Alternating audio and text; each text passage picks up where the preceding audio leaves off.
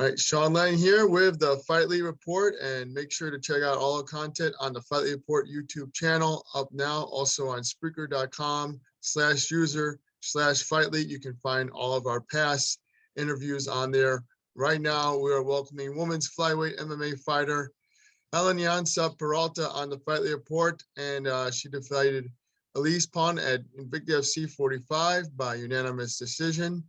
And we appreciate her being on the show. How are you doing today? I'm doing pretty good. How are you? Doing well, thanks. Talk about the win against Elise Pon and how did you feel the fight was playing out? It was easy. I didn't realize it was gonna be easy until I got in there, and then when I realized the first round was a 10-8 round, then I decided to practice some of the things that I was learning at the gym just to get some live rounds, because I hadn't fought in like 6 months prior to that. So I wanted to get some practice. So I let the fight go to decision. Yeah, and talk about that. You were able to utilize your grappling very efficiently. How important was that for you to come out of this fight? Well, she was a lot taller than me, so I didn't want to give her any space so that she can use her Muay Thai. So I knew she was a 5-time Muay Thai champion, and she hits hard. So I figured, if I got really close, she wouldn't be able to use her reach. And that was part of the game plan. Just keep the fight close, use some dirty boxing, knees from the inside, and maybe take her down and practice some takedowns, some ground and pound. And talk about how much time you had to prepare for the fight and how eager you were to be added to the Invicta FC 45 event. Well, I found out 2 weeks before the fight, but I've been training anyway. So, it doesn't feel like it was short notice because I've been training anyways to fight soon. It was nice to be in the Invicta cage. So when they called me and told me they had an opening, I said, okay, of course, because I was already, ready to fight. Definitely. Did you have anything else that you had on the horizon, or you were just staying ready?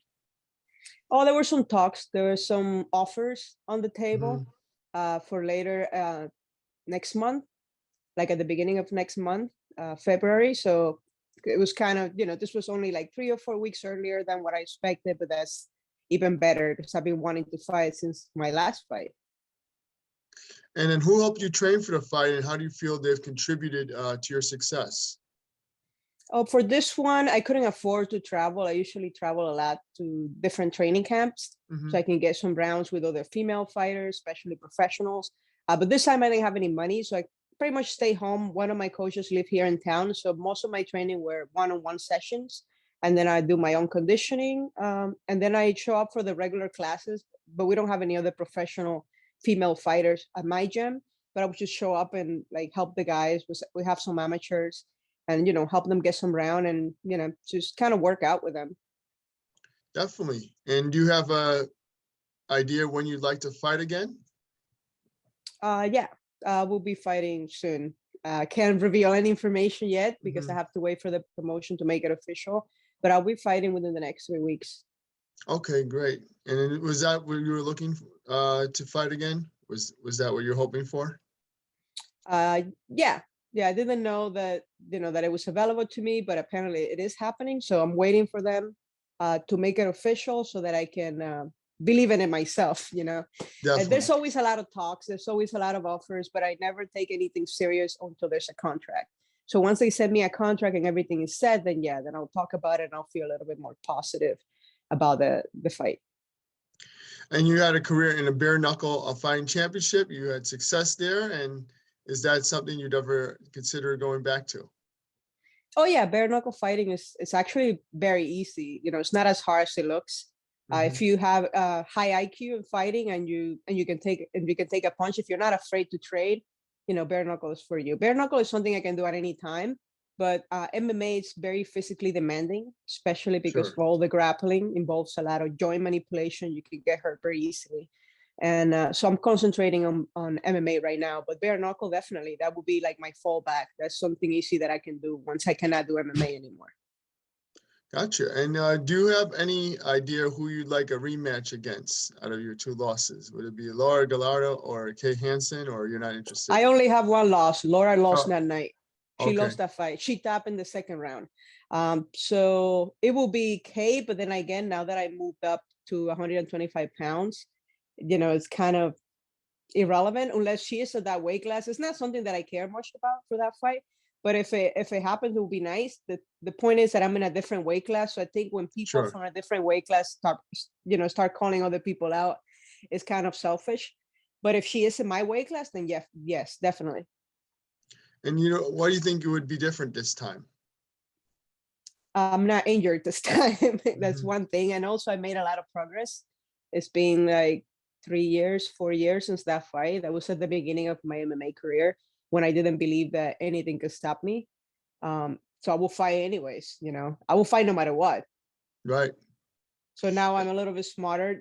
I if that fight would have happened now, I would have canceled it when I should have and not show up incapacitated, and it would have been a completely different outcome.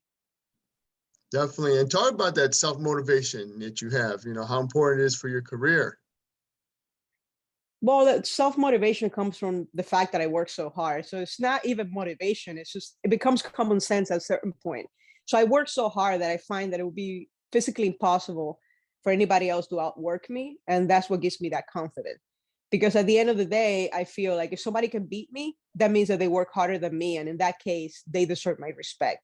So it's not something that I'm worried about. Definitely. And do you have any thoughts about Amanda Nunes losing her championship to Juliana Pena? Complacency. I don't think she showed up to fight that night. I think she showed up to win. And when she found herself in a fight, then she kind of decided not to fight because she doesn't have to anymore. That look at where she's at this point. Plus, she can come back whenever she wanted to because she's being so dominant as a champion. She didn't show up ready for a fight. She realized she could lose in an embarrassing manner, and she found a choke that gave her a way out, and she took it. I can't say that I blame her. I know she quit. She didn't lose. She quit that night. She will have her own reasons. Actually, Amanda is one of my favorite fighters, and that's still the case. And I always knew that if she was going to lose, it would be at 135. Once you start going up and down in weight as a female, the female body is very complicated. You think you might have things down, and then all of a sudden you don't. So cutting back down to 135, I don't know if she decides to do it again. She will have to concentrate on that weight class so that she can do it successfully and then be able to fight on fight night. Yeah, definitely. And she's making a new move, obviously, to a different gym, her own gym. So it'll be interesting to see where things go, right? Yeah, absolutely.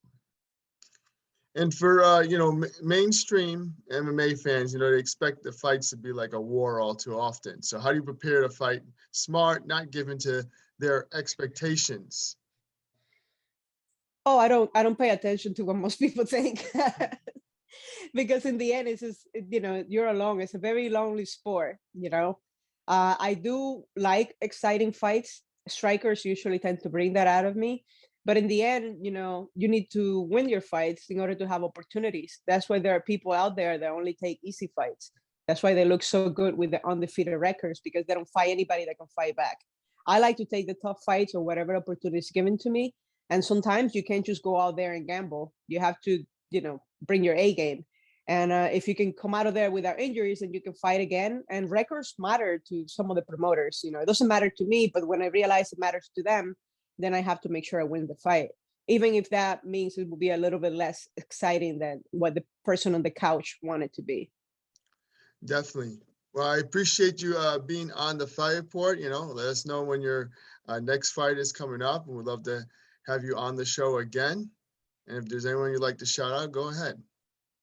I would like to shout out anybody that follows my career and supports me in any way, shape, or form. You know who you are and you know who you are not. So I'm not going to get into details. And of course, thanks to my sponsors. Definitely. Well, I appreciate you being on the Fight Report today, Helen Peralta. Congratulations on your victory. And if anyone wants to follow you, they can follow you on social media if you want to plug how they can follow you. Helen Peralta, and on Instagram, Twitter, and Facebook, all the same. Great. Well, I appreciate you being on the Fight Report. Best of luck in the future and look forward to talking to you again. Thank you for having me. Have a good night. Anytime. You too.